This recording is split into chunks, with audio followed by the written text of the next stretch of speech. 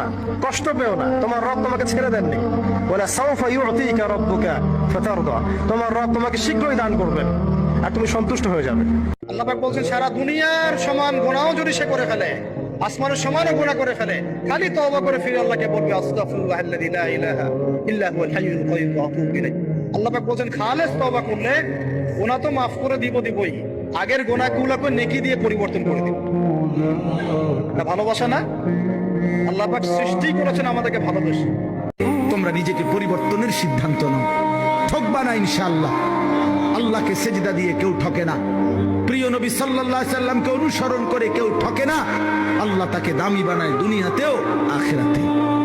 আখিরাতেও কোন পাপী, কোন চরিত্রহীন, কোন লম্পট, কোন দুশ্চরিত্র বন্ধু সে মানুষের কাছে ঘৃণিত হয়, ঘৃণিত হয়। তোমরা যারা 5 ওয়াক্ত নামাজ পড়ো না, তোমরা লজ্জিত ঘৃণিতই হবা ভাইয়া। আল্লাহ তাআলা আমাদের সন্তানদেরকে বুঝার তৌফিক দান করেন।